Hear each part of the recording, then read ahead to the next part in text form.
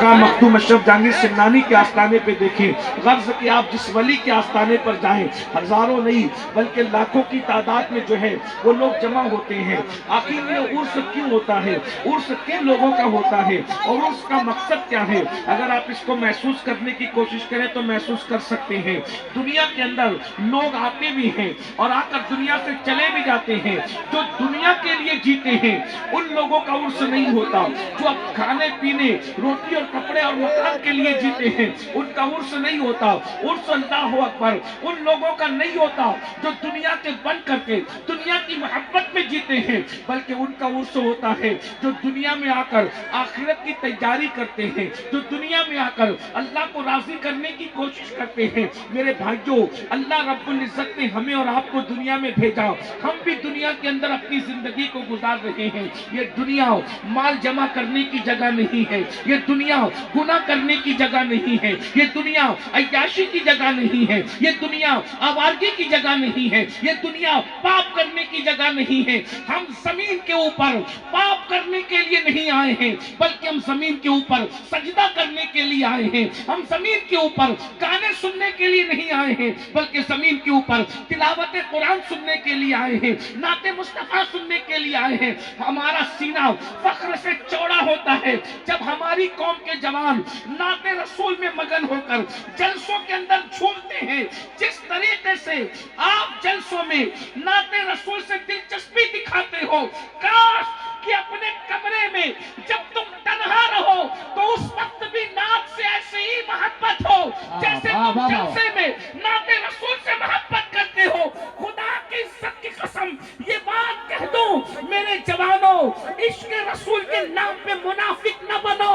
جلسے میں تو نعت پہ پیسے لٹاتے ہو، جلسے میں تو نعت پہ جھومتے ہو، جلسے میں تو نبی کے نام پہ جان دینے کی بات کرتے ہو، لیکن جب ہم کمرے میں اپنے کمرے میں اکیلے ہوتے ہیں تو پھر ہمیں نعت یاد نہیں آتی، ہمیں رسول یاد نہیں آتے، ہمیں محبت رسول یاد نہیں آتی، بلکہ ہم گانوں میں ڈوب جاتے ہیں، غزلوں میں ڈوب جاتے ہیں، عیاشیوں میں ڈوب جاتے ہیں۔ ایک جملہ اپنی علماء کی تائید سے کہہ دوں، خدا کی عزت کی قسم جتنا پیار ہم جلسوں میں نبی کی نعت سے کرتے نظر آتے ہیں، اگر تنہائی میں کمرے میں بھی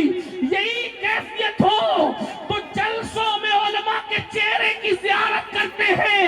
اگر نعت کا ذوق ہی رہا تو نیند میں مصطفیٰ جان رحمت کا دیدار کرتے ہوئے نظر آئیں گے۔ لیکن ہماری کیفیت جلسوں میں الگ ہے، ہماری کیفیت گھروں میں الگ ہے، ہماری کیفیت لوگوں کے درمیان الگ ہے، ہماری کیفیت اپنے کمروں میں الگ ہے۔ میرے بھائیوں، اپنی تنہائیوں کو بہتر کرو، اپنی تنہائیوں کو اسلامی کرو، اپنی تنہائیوں کو اچھی بنانے کی کوشش کرو۔ قرآن میں میرا اللہ ارشاد فرماتا ہے وَلْتَنْظُرْ نَفْسٌ مَا قَدَّمَتْ لِغَدٍ، اے ایمان والو،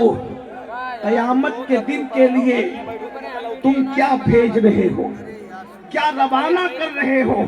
اس سلسلے میں غور کرو، اس سلسلے میں فکر کرو۔ میرے بھائیوں، کیا بھیجا ہے ہم نے قیامت کے لیے، کیا بھیجا ہے ہم نے میدان محشر کے لیے،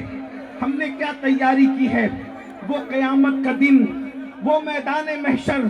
جس دن نہ ماں نے کام آنا ہے، نہ باپ نے کام آنا ہے، نہ بھائی نے کام آنا ہے، نہ کسی دوست نے کام آنا ہے۔ قرآن کہتا ہے الاخلاء یومئذ بعضهم لبعض عدو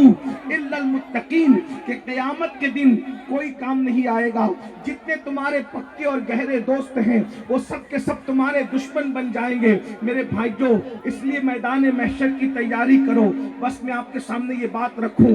آج ہمارا تو غسل بھی درست نہیں، ہمارا تو وضو بھی درست نہیں، ہماری تو نمازیں بھی ہمیں پڑھنا نہیں آتی، بلکہ کلمہ شریف کا ہم ترجمہ بھی نہیں جانتے، لیکن اس کے باوجود بھی ہماری کیفیت یہ ہے کہ ہم جنت کے ٹھیکیدار بنے ہوئے ہیں، ہم آنکھ بند کر کے بیٹھے ہوئے ہیں، مولانا ہم تو مخدوم صاحب کے ماننے والے ہیں، ہمیں جنت نہ ملے گی تو کس سے ملے گی، ہم تو غوث پاک کے ماننے والے ہیں، ہمیں جنت نہ ملے گی تو کس سے ملے گی، ہم نے تو علماء کے چہرے کی زیارت کی ہے، ہمیں جنت نہ ملے گی تو کس سے ملے گی۔ مگر یاد رکھو، وہ صدیق اکبر جن کے بارے میں اہل سنت کا متفقہ نظریہ ہے اجماعی عقیدہ ہے افضل البشر بعد الانبیاء بالتحقیق، نبی کے مصلی کا پہلا امام، امت رسول میں سب سے افضل ترین ہستی، نبیوں کے بعد سب سے بڑا مرتبہ اللہ نے جس ہستی کو عطا فرمایا وہ ذات سیدنا صدیق اکبر کی ہے۔ قرآن مقدس جن کے خطبے پڑھے، توریت میں جن کا ذکر ہے،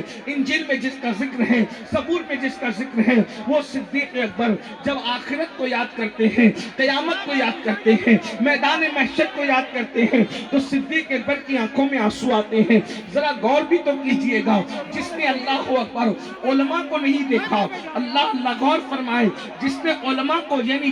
جس اصطلاح میں ہم علماء استعمال کر رہے ہیں، اللہ علماء کو نہیں دیکھا، بلکہ جس نے عالم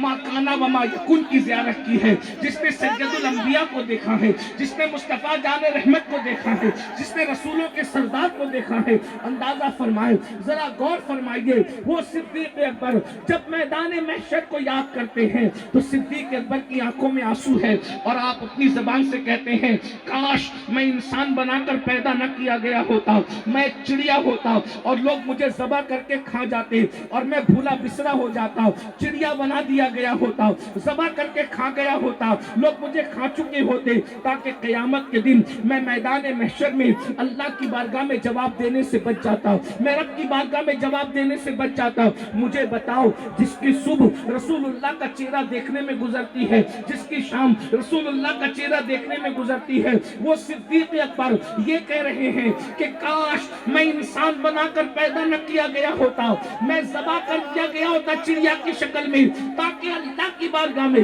جواب دینے سے بچ جاتا۔ آپ مجھے بتائیں، وہ اللہ کی بارگاہ میں جواب دینے سے بچنے کے حوالے سے یہ باتیں کریں، اور آج اللہ ہماری زندگی گناہوں سے بھرپور ہے، برائیوں سے بھرپور ہے، عیاشیوں سے بھرپور ہے، جرائم سے بھرپور ہے۔ میرے بھائیو بتاؤ، ہم اللہ کی بارگاہ میں کیا جواب دیں گے؟ ہم رب کی بارگاہ میں کیا جواب دیں گے؟ اللہ اکبر، وہ سیدنا فاروق اعظم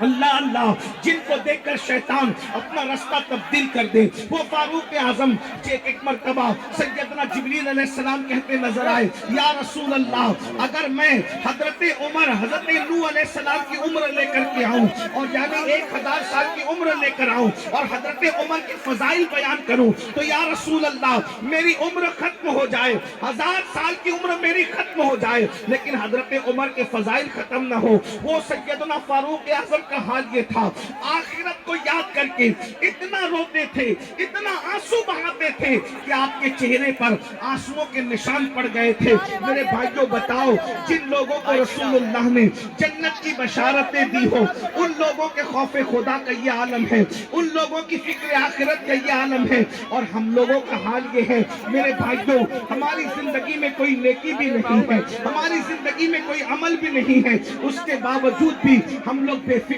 ہیں۔ آپ نے اللہ اکبر سیدنا صدیق اکبر فاروق اعظم کا ذکر سنا، اب آئیے سیدنا امام اعظم ابو حنیفہ جن کے نام سے آپ نے کون